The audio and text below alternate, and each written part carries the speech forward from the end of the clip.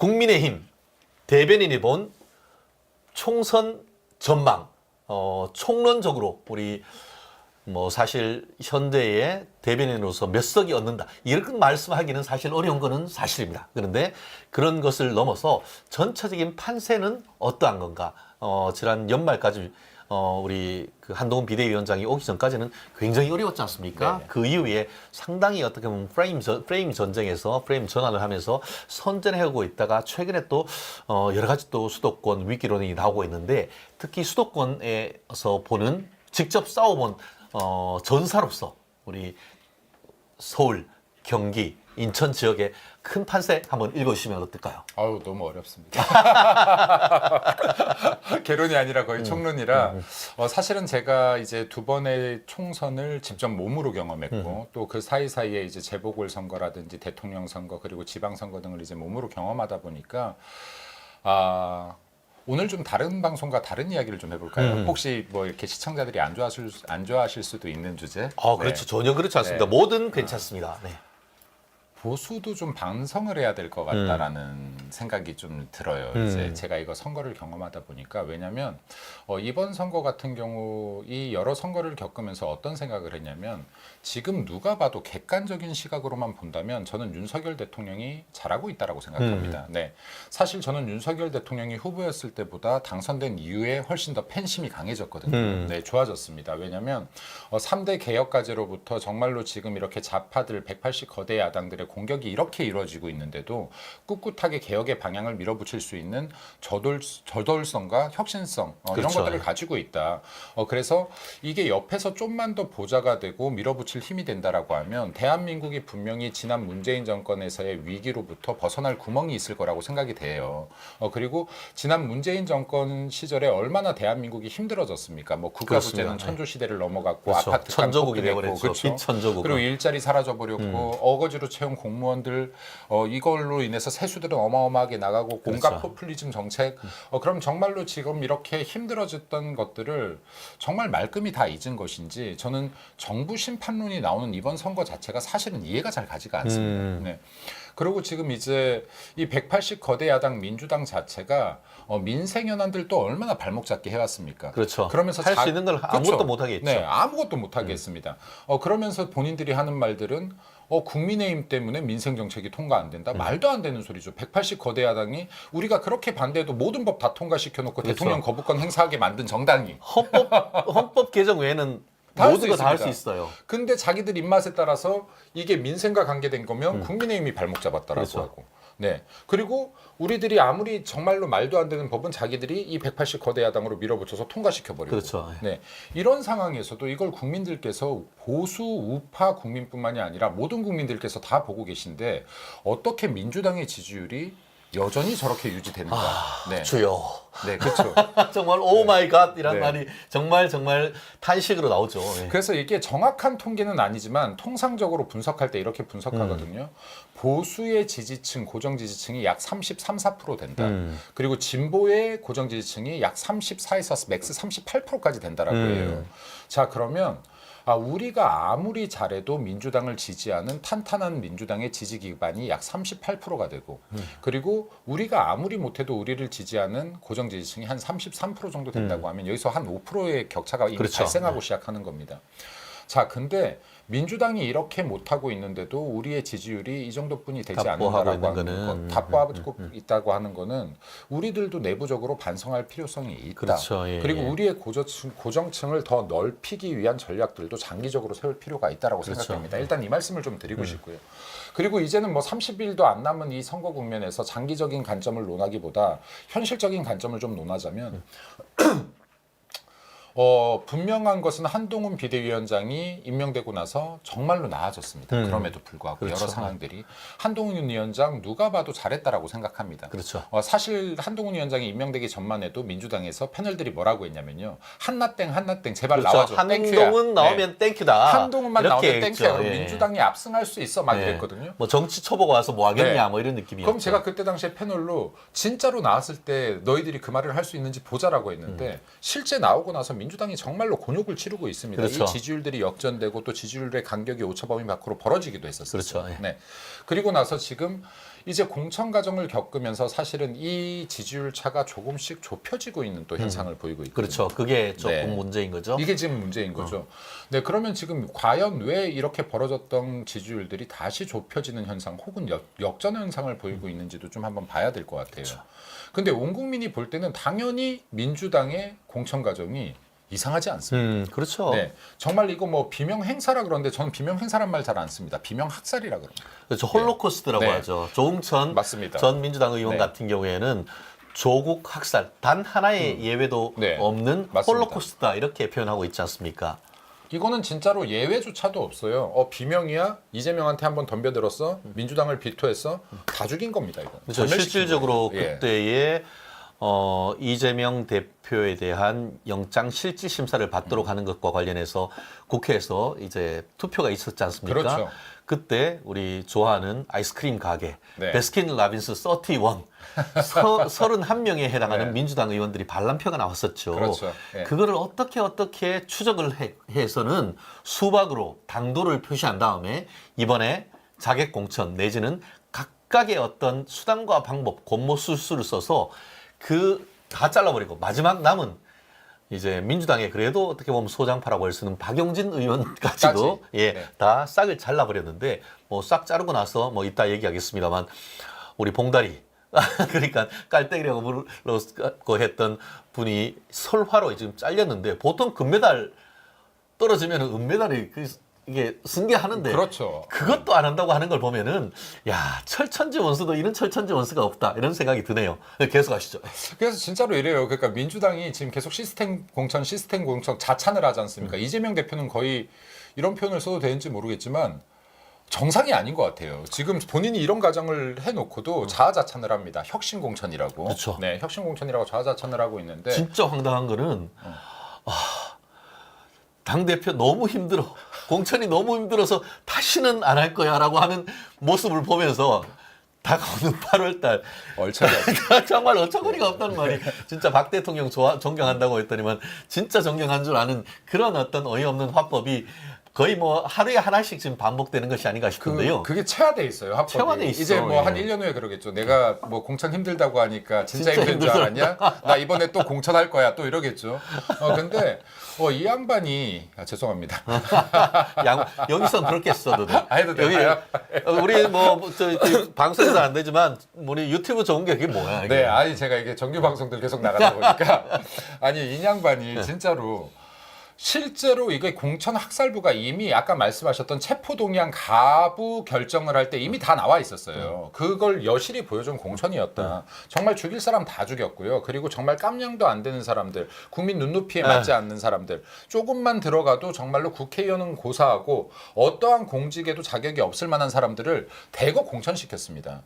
지금 자기를 방어해줄 가능성이 높다라고 한다면 그것 하나만으로도 그럼요. 팍팍 좋은 거죠. 벌써 대장군 연계된 변호사들만 해도 5명이 공천이 네, 됐어요. 맞습니다. 이게 말이 됩니까? 지금 이거 변호사비를 대신해서 국회의원 배지 주는 거랑 비슷한 겁니다. 그렇죠, 국회의원 달아줄 테니 앞으로도 나 좀 안 들어가게 계속 변호해줘. 하는 네. 거랑 이거 뭐가 다릅니까? 맞습니다. 지금 이런 공천들을 지금 거침없이 하고 있는 것이고요.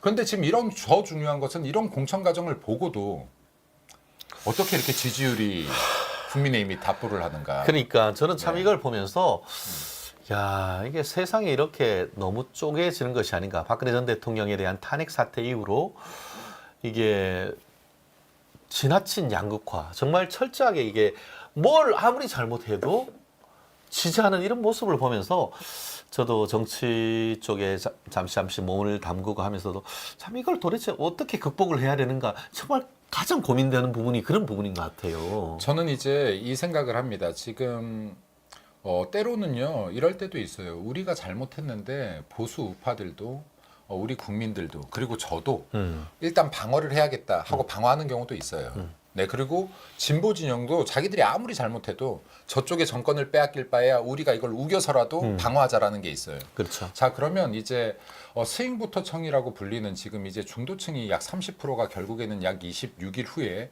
이 선거를 결정짓게 될 것인데 우리가 아까 말씀드렸다시피 고정 지지층이 민주당보다는 조금 적은 상황이니까 더 끌고 와야 되는 겁니다. 그렇죠. 네, 맞아요. 더 끌고 와야 네. 돼요. 그리고 이 중도층들이 이 선거를 결정짓게끔 하는데 어떤 형태로 결정짓게 할 것이냐, 우리가 계속 민주당을 비난하기만 하면 될 것이냐, 민주당은 과연 국민의힘을 비난하기만 하면 될 것이냐. 그렇죠. 예. 이제 남은 26일 동안 저는 정책을 보여주고 비전을 보여줘야 된다고 생각합니다. 그렇죠. 물론 민주당을 비난할 건 비난해야 되지만 그리고 또 우리가 잘못한 것들에 대해서는 빠르게 국민들 정서를 거스르지 않고 사과를 하고 이제 정책 승부로 나가야 되는데 제가 볼 때 이 좋은 사례가 지금 서울에서 이미 보여졌다라고 생각합니다. 예를 들어서 지금 서울 편입 문제라든가 그렇죠. 예. 그리고 이 분도도 우리 수용하겠다라고 했던 저 이거 한동훈 위원장 굉장히 신의 한 수라고 봐요.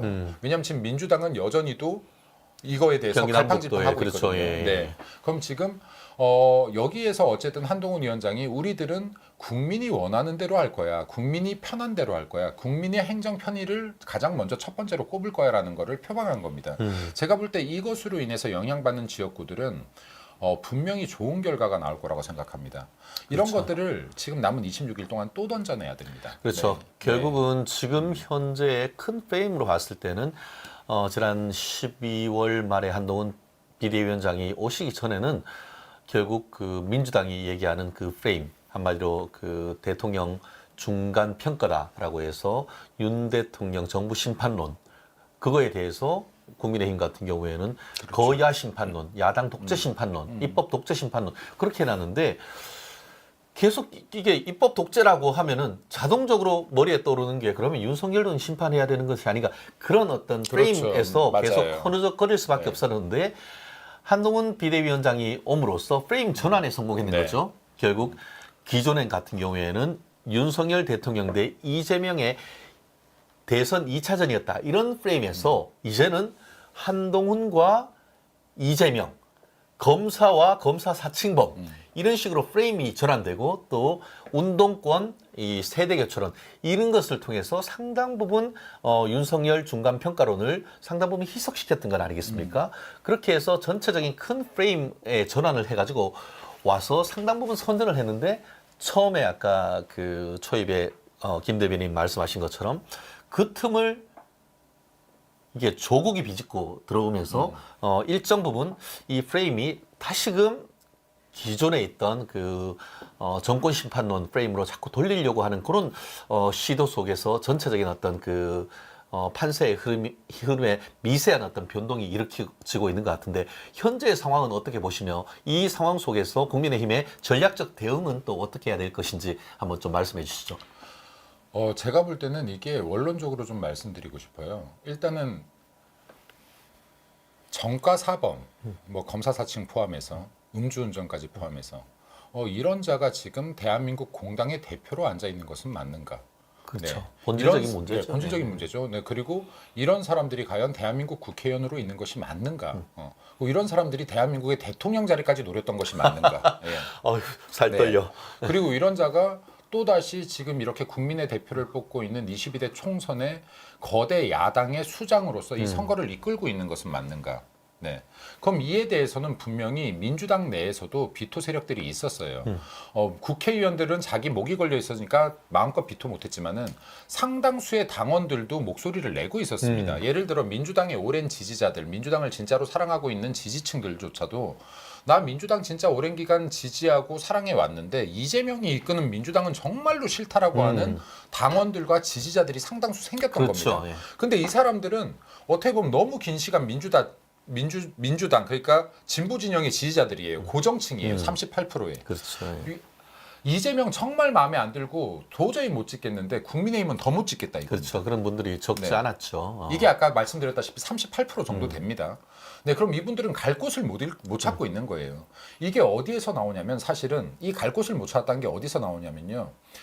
지난 22년에 민주당 전당대회하고요. 22년에 지방선거를 보면은 민주당에서 투표율이 호남에서 확 떨어집니다. 그렇죠. 실질적으로 투표장에 가기 싫다는 거지. 네. 예. 지방선거 같은 경우에 강주 같은 경우에는 18년 지방선거 대비해서 20%나 떨어졌어요. 투표율이. 투표율이 그렇죠. 예. 이거는 뭐냐면 민주당에서 야 진짜 국민의힘을 찍을 수는 없는데 민주당에도 투표를 못하겠다고 투표장을 안 나가는 버린 겁니다. 네. 근데 방금 조국신당 얘기하셨잖아요. 조국신당이 등장하니까 야 투표하기 싫어하던 이 세력들이 일로 갔어요. 일로 갔다고 보는 게 맞습니다. 그렇죠. 자, 근데 여기서 또 다시 원론적인 얘기를 하겠습니다. 조국이라는 양반은 써도 된다 그랬죠. 조국이라는 양반 맞나요? 네, 조국이라는 양반이 여기 지금 재심에서요 이미 유죄 확정을 받은 자입니다. 대법원 판결만 남겨놨어요. 2심에서 네. 1심에서 실형 2년, 네. 2심에서 또 실형 2년 플러스 또 새로운 또 사법 리스크가 또 있죠. 그쵸. 이게 그 울산시장 선거 개입 관건 사건. 개입론 그게 지금 새로 그 법원으로부터 검찰이 압수수색 영장을 받아서 대통령 기록물에 대한 압수수색을 했습니다. 그래서 그때의 결제 라인에 있었던 사람들이 무슨 얘기를 했든지 사초가 지금 나오는 겁니다. 거기에서 지금 사법 리스크가 새로운 사법 리스크가 조국의 등떨미를 지금 확 잡고 있는 그런 형국인 것이죠. 그러니까요. 그러니까 이런 사람이 사실은 대한민국에서 신당을 창당한다는 것 자체가 대한민국의 굉장히 슬픈 현실이고 코미디 같은 정치 상황이거든요. 근데 지금 여기에서 국민들이 조국을 지지한다? 절대 아니라고 봅니다. 그렇죠. 네. 그러니까 결국은 평가를 보면 민주당에 대한 지지세를 크게 봤을 때 친명, 그렇죠. 친문, 호남 이렇게 돼 있었는데 맞습니다. 예. 이번 그 민주당의 어떤 공천이란 것이 친명 횡재, 비명 횡사 횡사. 그리고 친명 횡재뿐만 아니고 종북 좌파 횡재, 그렇죠. 그리고 대장동 변호사 횡재 뭐 이런 것 맞습니다. 예. 그렇게 되니까 친문 세력과 호남 세력 같은 경우에는 이게 뭐야? 라고 내 이번에 꼭 선거를 해야 돼? 투표해야 돼? 하다가 갑자기 조국이 나타난 거예요. 그렇죠. 이러면서 이제 어떤 그 세력의 분포가 서로 바뀌고 있는 이런 큰 흐름이 이루어지고 있는데 말씀드렸듯이 그런 상황 속에서 국민의힘이 신속한 어떤 대응이 좀 필요한 것 아니겠습니까? 맞습니다. 그러니까 지금 민주당이 이거를 지금 처음에 보면은 이게 패널들이 나오니까 조국 신당이 이렇게 수치가 올라가니까 사람들이 당황을 해요. 우리 국민의힘 쪽에서. 당황할 일이 아니었어요. 수치만 정확히 보면. 왜냐하면은 민주당 내부에서 이런 결정을 한 겁니다. 야, 조국이 비록 재심에서 실형까지 받은 사람이고 대법원 가면은 확정 판결 받겠지만은 그래도 정가 사범보다는 낫지 않나? 그래도 대장동, 백현동, 네 그리고 위증교사, 예. 위증교사래 죄송합니다. 위증교사도 있어요. 네, 위증교사도 있죠. 위증교사, 성남 FC 그리고 뭐 대북 송금 등 이렇게 한 보따리 위법 행위를 가지고 있는 이 리스크보다는 그래도 조국이 그래 지 딸 하나 의사 만들어 보겠다고 비리 저지른 조국이 좀 낫다 해서 이동했을 뿐이었다. 이게 불과 전에요. 이거 여론조사 얘기해도 되나요? 여기 아무 문제 없어요. 아무 상관없나요? 아무 문제 없어. 근거될 필요도 없어. 그거 될 필요도 없나요? 그러면 그래서 좋아요. 네, 지난번 여론조사를 보면요. 이번에 여론조사 좀 달라서 지난번에 여론조사 거기가 어딘지 모르겠네요. 한국갤럽이었나? 거기를 보면은 지금 조국 신당 같은 경우가 지지율이 13%, 민주당이 14%에서 27%인 여론조사가 있었어요. 합치면. 그렇죠. 이때 국민의힘이 28%가 나옵니다. 원래 국민의힘과 민주당이 비슷하게 나와야 되는데 민주당 플러스 조국을 해야 27%, 국민의힘 28%와 비슷한 상황이 있었던 거예요. 딱 더하면은 네, 딱 더하면 일치하는 겁니다. 이건 뭐냐면 중도를 하나도 흡수하지 못한 채 민주당의 비례정당 지지율을 딱 나눠 갖고 왔다는 거예요. 네. 실제로 최근에 이제 여론조사를 보면은 조국 신당에 대한 지지율이 특히 그러니까 4050을 위주로 해서 집중적으로 돼 있고 그 반면에 얼마 전에 그런 거 있었죠. 20대 지지율 빵점, 빵프로 그리고 그 30대 지지율 1%뭐 이렇게 나온 걸 보면은 2030 전통적으로 젊은 세대 같은 경우에는 진보 좌파를 많이 지지를 했었는데 어떻게 20대가 빵 퍼센트가 나오는지 결국은 그것은 조국의 허울 좋은 공정, 허울 좋은 정의 거기에 공감하지 못한다는 건 아니겠습니까? 맞습니다. 그래서 이게 보면은 조국은 이건 그냥 팩트입니다. 네, 조국은 이번 신당 창당이 본인의 사법 리스크를 법적으로는 도저히 해결이 안 되니 정치적으로 막아볼 요량으로 나온 것이고요. 그렇죠. 그리고 이렇게 나오면서 본인도 이렇게 지지율이 나올지 몰랐을 거예요. 이거는 지금 소 뒷걸음 치다가 지잡은 격입니다. 지금. 쥐를 진짜 잡을 수 있을지 끝까지 네. 가보긴 가봐야 돼요. 네, 끝까지 가봐야 되는데 오늘 제가 이 직전 방송에서 보다 보니까 여론조사가 또 나왔더라고요. 근데 조국 신당이 지금 지지율이 20%가 또 넘어갔습니다. 더 넘어갔어요. 민주당 예. 그 비례보다 높아졌어요. 조국 비례를 찍는다는 비율이 좀 더 높아지는 현상이 네. 이어지고 있더라고요. 지금 그러면 이거는 두 가지를 의미하는 거라고 봅니다. 네. 하나는 지금 민주당에 남아있던 잔류세가 더 많이 조국 신당으로 이동했다. 또 하나는 우리 당이 여기에 대해서 대응을 잘못하고 있다. 그렇죠. 네, 이 두 가지 측면으로 봐야죠. 네. 왜냐하면 아까처럼 14%, 13% 더해서 27%인 형국에 갇혀 있다라고 하면 이건 문제가 될 게 전혀 없습니다. 근데 여기를 벗어나기 시작한다라고 하면 이것은 아까 말씀하셨던 우리 당 대응도 지금 일부 잘못되고 있다는 걸 인정해야 맞아요. 되는 예. 것이거든요. 네, 그래서 지금 이제 이 부분에 대해서 이제 우리가 볼 때는 조국의 강을 건너자라고 민주당 내에서 계속해서 자성의 목소리가 나왔던 게 불과 2, 3년뿐이 안 됐습니다. 근데 지금 다시 한번 조국을 전면에 내세워서 지지율 견인을 하겠다라고 한다 그러면 이 자신감이 과연 어디서 나오느냐? 그럼 우리들은 조국 사건 당시에 얼마나 수많은 국민들이 자녀를 가지고 있는 자녀들이 입시를 위해서 정말 노력했던 이 숱한 대한민국의 학부형들이 얼마나 분노했었고 그렇죠. 그리고 20대 청년들이 정말 죽기 살기로 경쟁하면서 좋은 대학 가보겠다고 밤잠 줄여가면서 먹을 시간 줄여가면서 공부했던 학생들이 그리고 취업하기 위해서 정말 수많은 경쟁을 하고 있는 사람들이 이 사건 자체에 얼만큼 분노했었는지 이거를 잊었다라는 겁니까? 네. 그렇죠. 참 저도 사실 네. 한미한 집안에서 나오는 이른바 공채 인생입니다. 뭐든 진짜 그를 시험을 쳐가지고 정말 하나하나 통과해왔던 뭐 로펌 들어갈 때도 마찬가지였습니다만 그런데 조국 아들, 딸 특히 조민 같은 경우에는 해외에 엄마 아빠 잘 만나서 해외 그서 살다가 들어와서 한영 외고에 외국계 그 특별 전형으로 들어가서 외고 들어가는 때도 시험 안 보고 고대 들어갈 때도 뭐 그런 전력으로 해가지고 뭐 이렇게 막 써가지고 내면 되는 걸로 해서 수능도 안 보고 심지어 뭐 서울대 같은 경우에도 합격도 했잖아요 사실. 그래놓고는 뭐 다니다가 또 저쪽 어디냐 서울대 의대도 합격 2차까지 가서 3차에서 떨어질 뿐인 거지. 그리고 서울대 환경대학원도 합격했어. 거기도 장학금까지 받고 다니다가 어째 소뒷걸음치다가 그런 게 아니고 뒤에 사바사바해서 결국 부산대 의대에 합격한 다음에 그냥 헌신짝 버리듯 서울대 버린 것 아니겠습니까?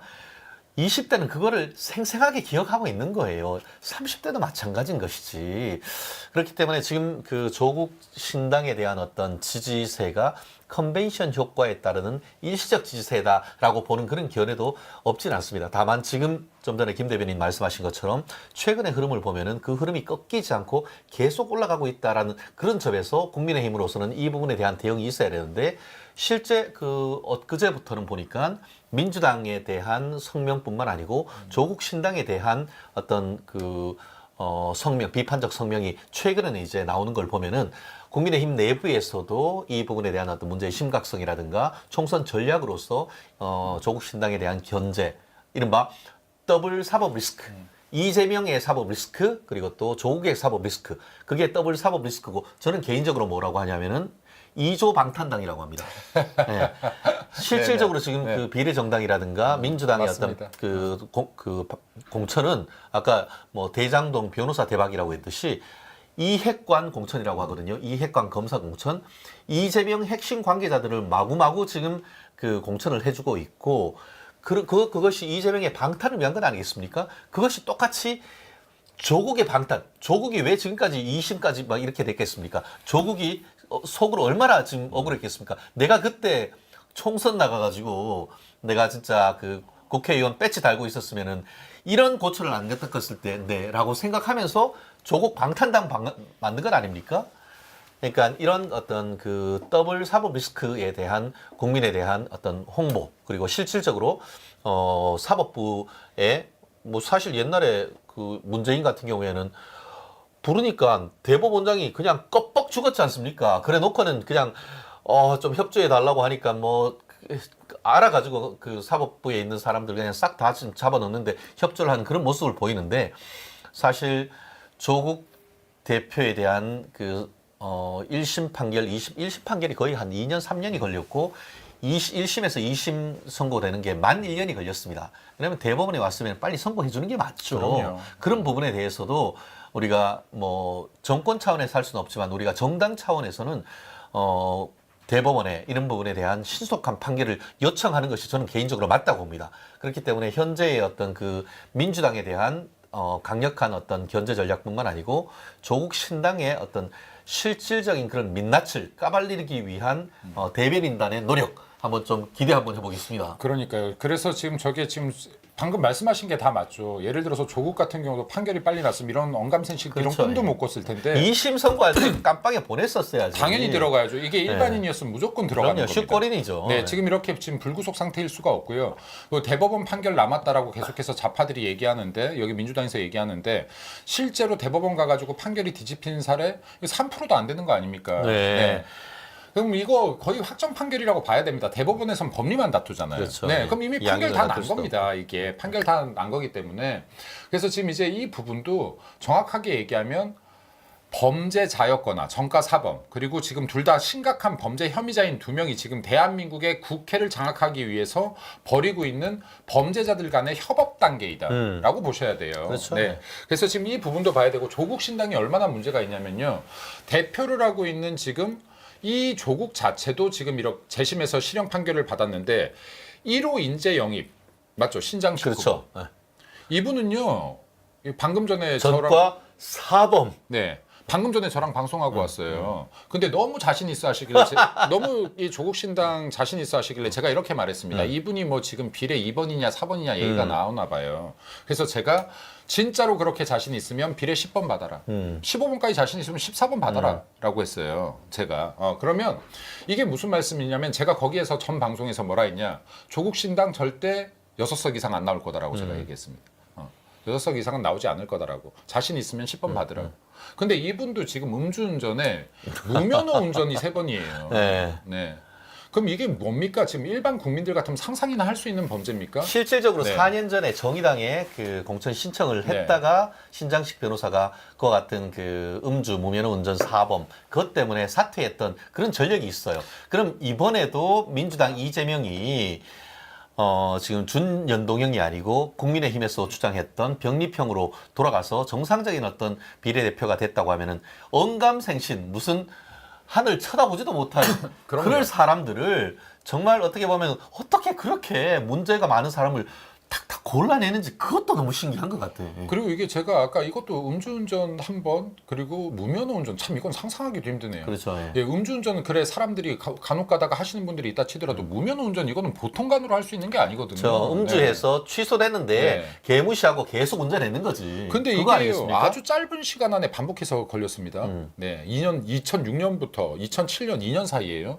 그럼 이거는 지금 반성이라는 게 전혀 없는 사람 아닙니까? 법을 참 대놓고 네. 무시하는 그런 입장인 것 그것도 이 사람은 같습니다. 법조인이죠. 그렇죠. 변호사입니다. 네. 예. 이거 지금 법을 공부한 법조인이 법을 더 잘 지켜야 될 사람이 법을 무시하면서 이 짧은 기간에 이런 범죄를 무한 반복했다는 것은 이 사람도 국회에 들어가면 안 되는 사람인 겁니다. 그렇죠. 그렇기 때문에 저희가 네. 조국 방탄당이라고 하는 것은 조국이 사실 내일이라도 대법원에서 오라고 해서 판결 선고하면 바로 슛골인이에요. 그럼요. 공립대 가가지고 무상급식해야 되는 사람이에요. 그리고 그 사람만 그런 게 아니야. 영입 1호인 신장식 변호사도 이 그 전과 사범일 뿐만 아니고 국회의원 영입 1호. 황운하 같은 경우에도 지난번에 그 울산시장 선거 개입 의혹으로 해서 얼마 전에 실형 3년을 받았습니다. 그럼요. 여기는 전과 실형 선거 아니면 들어가지도 못하는 그런 사람인 것 같은데 그런 사람들을 모아놓고 왜 그 사람들한테 비례 주겠죠? 결국 국회의원의 방탄복, 불체포 특검 그거 노리는 것 아닙니까? 그 반면에 뭐라고 했습니까? 우리 국민의힘의 한동훈 비대위원장 오니까 당신들 공천 신청하려고 하면은 불체포 특검 포기 서약서 쓰시라. 그리고 또 부정부패 안 하겠다라고 하면서 출판 기념회 이런 거 하지 않겠다고 쓰시라. 그리고 또 금고 이상의 형이 확정되면은 세비 받지 않겠다. 쓰시라. 정치 개혁에 대한 어젠다 다 했으면서 민주당 당신들도 한번 해봐라고 하니까 아무도 못 하잖아요. 왜냐? 왜 못해? 왜 못하겠어요? 이재명이 공천 신청 못하고 조국 공천 신청 못하고 황운하 공천 신청 못하거든. 그러니까 그런 거 못하는 건 아닙니까? 맞습니다. 네. 그런데도 참 민주당을 지지한다?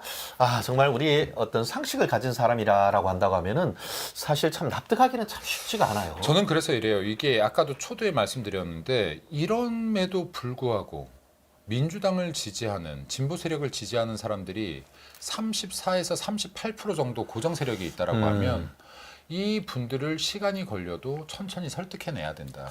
이거 정말로 틀렸다라는 것을 설득해내야 될 필요가 있다라고 생각합니다. 그리고 이거는 급진적 설득이 불가능한 세력이에요. 예, 그러면. 네, 점진적인 설득을 해야 될 수밖에 없다. 그래서 지금 이 부분도 고착돼 있는 이러한 지지층에 대해서 우리 보수 세력들을 지지하는 세력들은 더 확장을 시켜내는 수 있는 방안들을 장기적으로 정말로 이 모델을 설계해야 된다고 생각합니다. 왜냐하면 민주당이 우리 당보다 잘하는 거예요. 저거 하나 있다라고 생각해요. 계획이 장기적인 것들이 굉장히 많아요. 교육에 스며드는 거, 문화에 스며드는 거, 예술에 스며드는 거.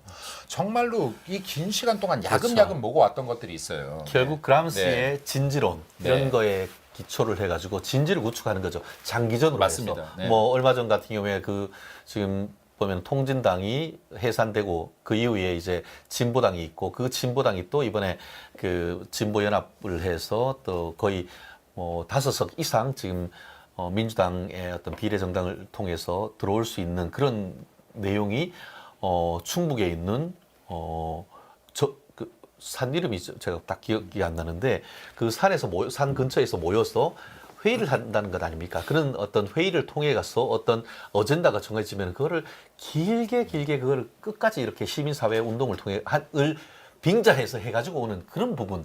결국 그 어떻게 보면 막스 레닌주의를 통한 어떤 노동자 농민 혁명을 통해서 어떤 정권을 타도하는 이런 게 현실적으로 되는 것이 어렵다라고 하니까 그람시가 가진 그런 진지론을 통해서 각 사회 문화 단체를 통해서 깊이 밑으로 그 스며들고 진지를 구축한 다음에 그게 어떤 경로가 됐을 때 위로 와 정치적인 어떤 그 단체로 아방가르드 역할을 하면서 이 정권을 쟁취하는 그런 어떤 이념적인 어떤 철학을 가지고 지금 계속 오고 있는 것 아닙니까? 그런 점에서 국민의힘 같은 경우에는 정치 조직으로서의 어떤 많은 관변 단체가 있습니다만 그런 진지론에 기한 그런 어떤 기층으로서의 어떤 그 좌유우파 시민운동 이런 부분이 너무 일천한다는 점이 앞으로의 어떤 그 국민의힘에서 아까 말씀하신 교육운동이라든가 이런 부분이 분명히 좀 나아가야 될 방향이기도 할 것 같아요. 진짜로 동감합니다. 왜냐하면 이 좌파 세력들은요, 진보 세력들은 본인들이 정권을 잡았을 때, 그리고 지금 본인들이 정권을 잡지 못한 지금 순간에도